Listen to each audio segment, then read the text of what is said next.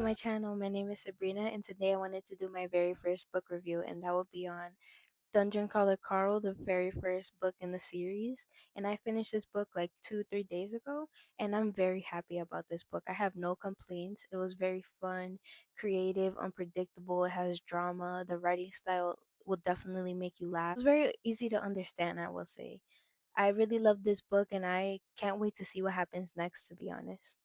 That being said, the book starts off where Carl finds out that his girlfriend Beatrice was cheating on him on a trip that she went on, so he immediately ended that shit and he was stuck with the cat until she got back.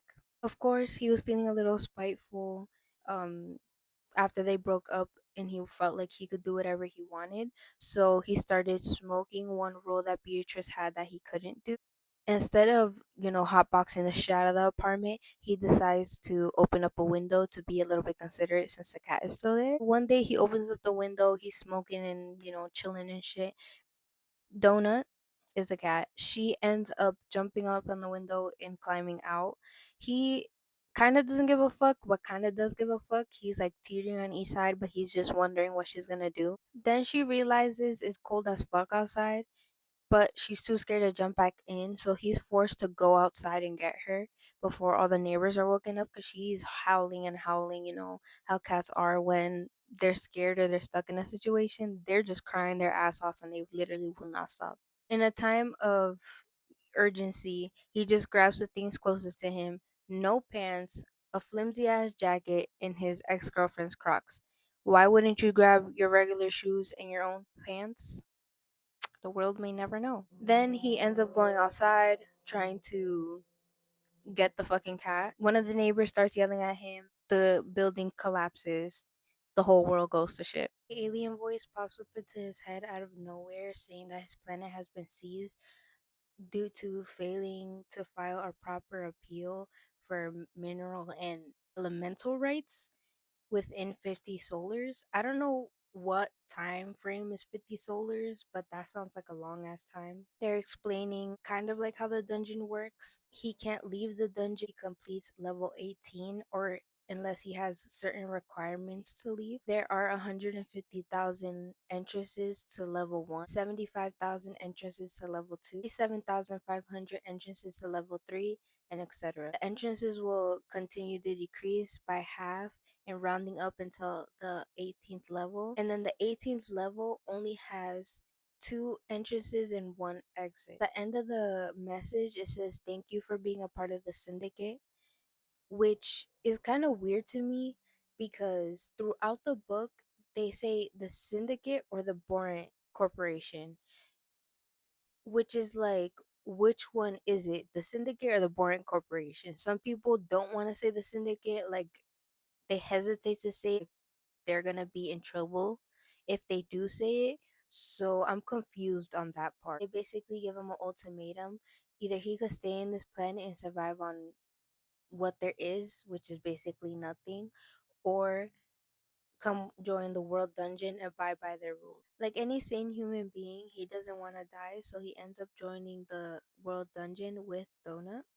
And upon arrival, they're trying to find the tutorial guild, but they end up falling into a trap, of course. Thank God the goblin mob that they ran into weren't that powerful. He was able to kill them with his bare hands. When they went into the tutorial guild, they met Mordecai, guild master, the person that was gonna show them everything that they needed to know. He was telling them the in and outs and how this all worked. Get a crawler number, a level, a race, a class. You can't choose your race or class until you reach the third floor. He also lets them know how these corporations or people in power take their planets and how they're not making money off the minerals and elements that they're getting off their planets, but off this dungeon, exploiting people of their lives for entertainment. My head swam. So, they're taking all of our minerals? Mordecai nodded. Sort of. Borant deals in rare elements and the like. What they end up mining will fit on a single transport. I don't know too much about that part of the process. The elements involved are unimportant. It's a big universe out there, and there are plenty of places to mine. That's not why they're really here. While Borant does make a profit on the mining, the real money is in the game. The dungeon. How? Are you kidding? The Syndicate consists of over 3 billion independent star systems. Every season, a new dungeon crawler world debuts across the net. Quintillions of citizens of the Syndicate become obsessed with the crawl. Wait, so this is like a TV show? Like Survivor? Oh, I loved that show. And as far as you're concerned, yes, it's a show like Survivor. But it's more a Running Man situation than a Survivor one. I leaned back in the chair. I'm on an alien television show. Holy shit. Mordecai also explains how they could get loot boxes, different rewards. Later on in the levels, they could see their view count and how many people follow them. View count and followers and favorites is going to be in your favor. So it's better to get people to like you. Only one person has made it to the 13th floor and they have died within half an hour. And basically, nobody makes it to the 13th floor. I wonder how that's going to turn out because in the beginning, the alien voice said there's 18 floors, but Mordecai is saying nobody made it past the 13th floors. So does that mean nobody ever makes it out of this shithole? Well, maybe they're the first. Hopefully they're the first, because that would be some badass shit right there. Then Mordecai ends up giving him a healing potion, which is funny as fuck. Because this description, some of these descriptions and character descriptions in this book just gags me and makes me laugh so hard. I will insert the audio for He you. produced a single glass bottle. It was small, like a third the size of a Coke bottle. It was red with a cork in it. Pick it up and place it in your inventory. A gift from me to you. I picked it up and examined the item's properties. Standard healing potion. Increases your health by at least 50%. Doesn't cure poison or other health-seeping conditions such as succubus-inflicted gonorrhea. So, remember to wrap it up, bucko.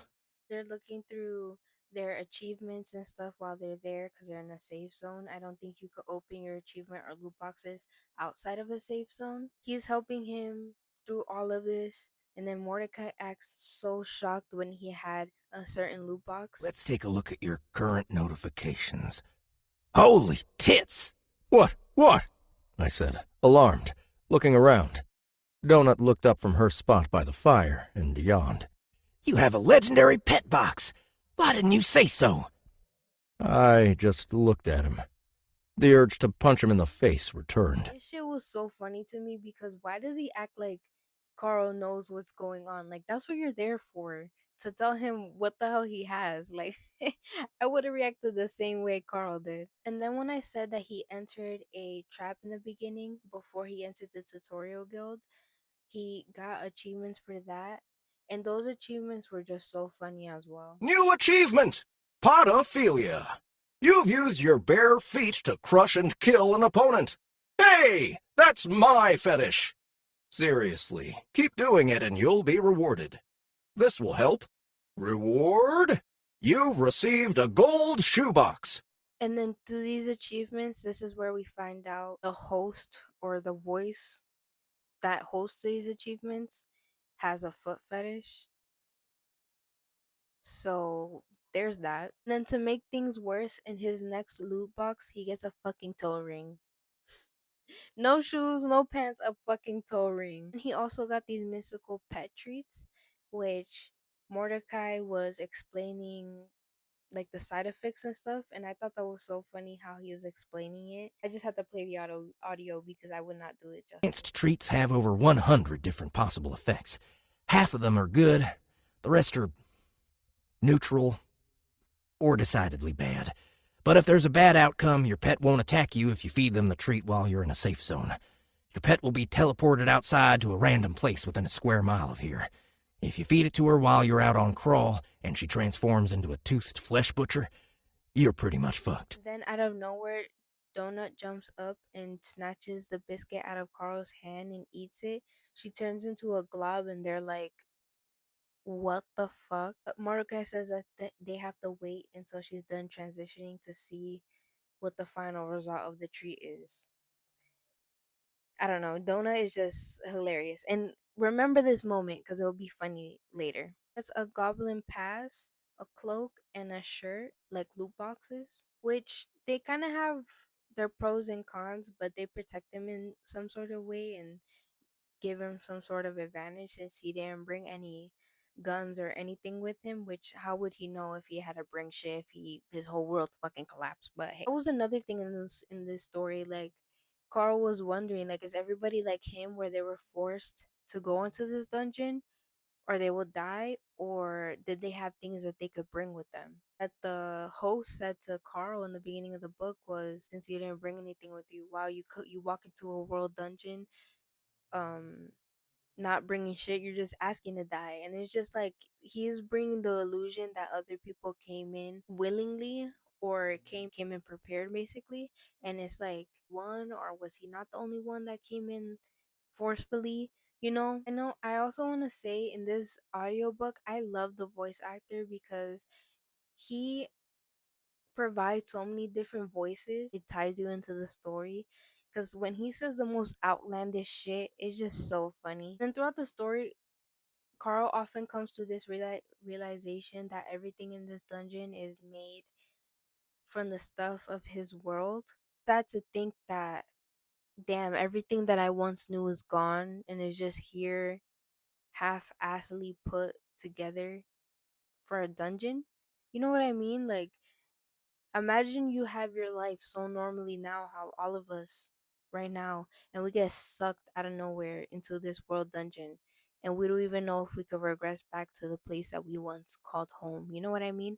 So even though his life wasn't the best, it was way better than this world dungeon bullshit. Realization, and then Princess Donna comes in later, and her voice when she first pops up gave me a jump scare because I was not expecting her.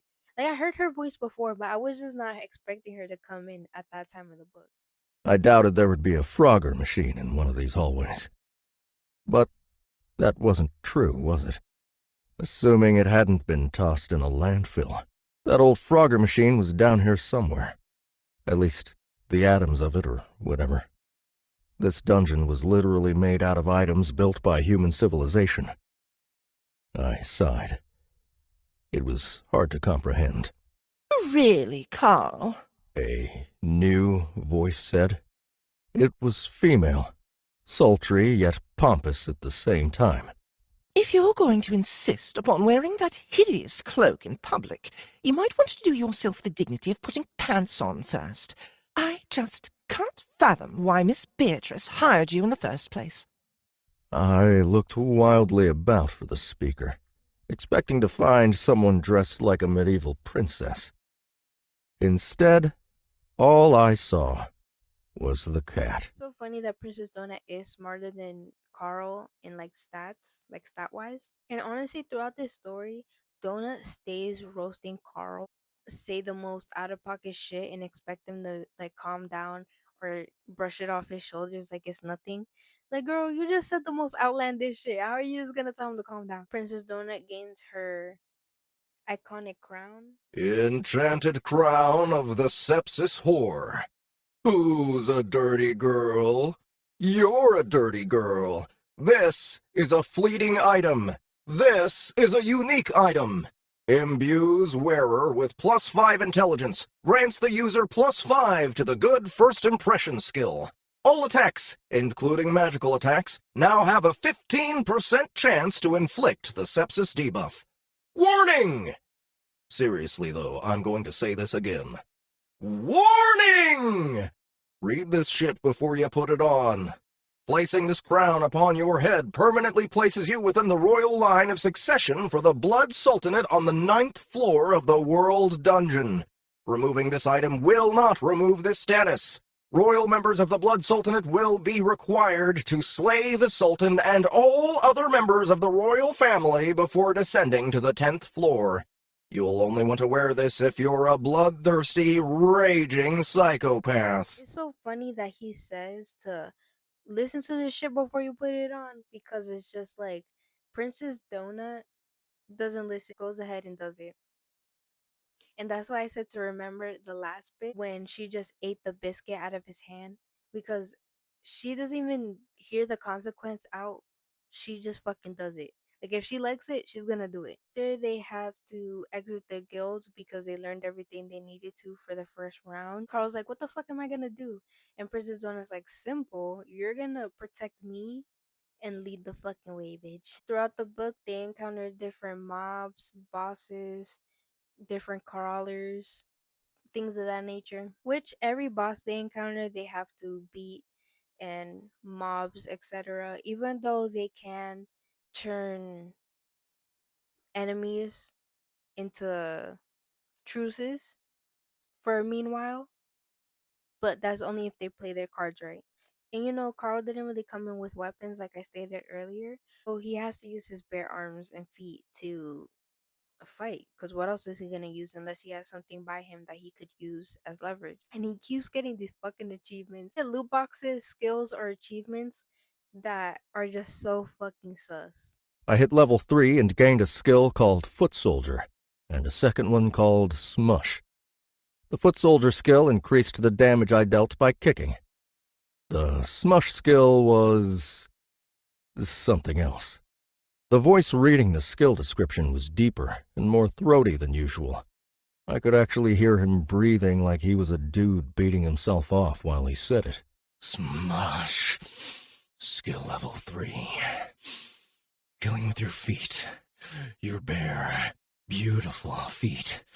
Taking your bare foot, placing it on top of a living, conscious life, and then pressing lovingly down until that life ceases to be. Is there a more noble way to kill? The amount of pressure you can bring to bear upon an enemy with your unshod foot is increased by 10% with each level of the skill. I remembered the weird message I'd received before when I'd jumped on the Goblin Engineer. I thought it was just a throwaway joke, like most of the descriptions. But it seemed the AI, or whatever it was that controlled the game messages, really did have some sort of foot fetish. It was fucking This weird. was the first one that caught me off guard, because what do you mean he's saying it in that voice? Like, you really got a foot fetish that bad? Oh, he's really gonna exploit Carl's feet for real throughout this series. Of course, Princess Donut, being the way she is, she wants to take advantage of that. She's like, get over your little humanly things and show those feet off. Because if that's gonna make it better for us, then so be it. Does not give two fucks. It's like, oh, I want to get shoes. She's like, no, the fuck you not. You better show them shits off so we can have a better time. It sounds to me like the computer fancies you. Or your feet, at least. We'll need to take advantage of that. If the system likes us, then maybe it'll go easier on us. It makes me uncomfortable. Being eaten by a bugbear makes me uncomfortable, Carl. So if your boyfriend ogling your tootsies keeps these easy-peasy bugs coming at us instead of more of those lava-spitting llamas, then you better buck up, get over your human male privilege, and take one for your princess. I will give her that, because I mean, if that shit's gonna help you not dig yourself into a deeper hole, then fuck. Show off them feet, motherfucker. I just love how throughout the story, Donut says the most out of pocket shit. It's just, it really does it for me. Immediately when she heard that they pull people out for interviews if they do like a good enough job in their battles or fights, her eyes immediately lit up. That was just a total problem in and of itself. She's just gonna try to do the most and pull them into the most shit to try to make shit entertaining so she could get her fucking interview. I just feel bad for Carl because he's just gonna be sucked into all this bullshit that Donut wants to do. Be favorited. More levels you go down the dungeon, the crazier the bosses will be, the mobs will be, the characters will be. Probably the crawlers will be, because they're trying to secure their spot. They're not really trying to die. So everything's just gonna get crazier the more you go down. Even though Carl's going through all this bullshit, I love how he retains his strength, and he's like, "Oh, this is not gonna break me down. Like, you're not gonna break me down." Like, he wants to get through this shit. Well, I think he wants to get through this shit. It didn't matter anymore. This was a place for my world. a place these aliens had stolen. "You're not going to break me," I said.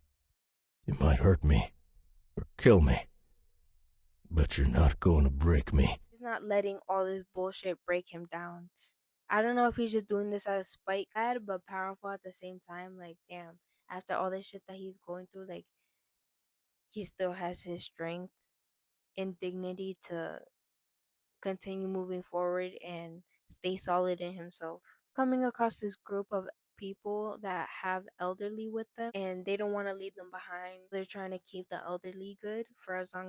And then what? Even if we had free passage to the stairs, I let it hang. I know. But I just can't leave them.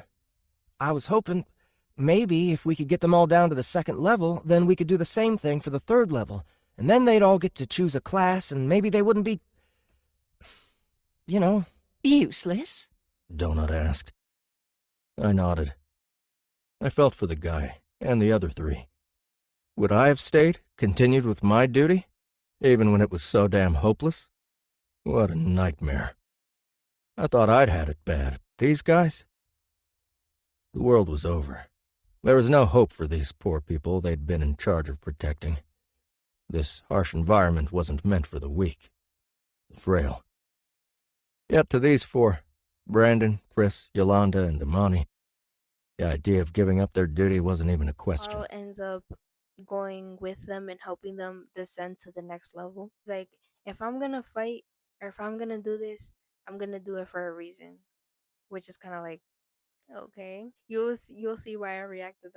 Did you see that Imani's level? I asked, standing to see if I could still read it. She was level 10, and that was partially because she'd been forced to kill all those people. So, are you saying if someone else comes, they might kill all the old people? Just to get experience? Oh, Carl, darling, nobody is quite that evil. Are they?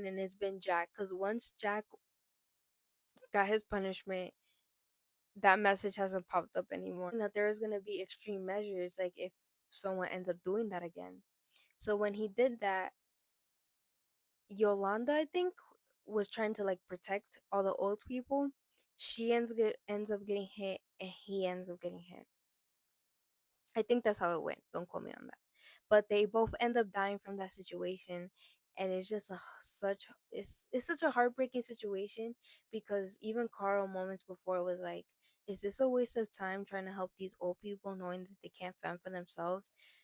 They're gonna die eventually because how are they gonna, you know, how are they gonna fight for themselves? I mean, yeah, I guess the other guy had a point that maybe they could change, like morph into something else by changing their class or race. But how much is that gonna do for them if they still have the issues that they do?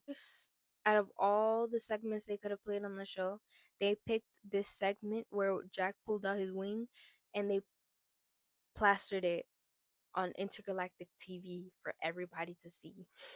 Also get this weird feeling in the book that they're trying to pin Donut and Carl against each other or trying to make them enemies.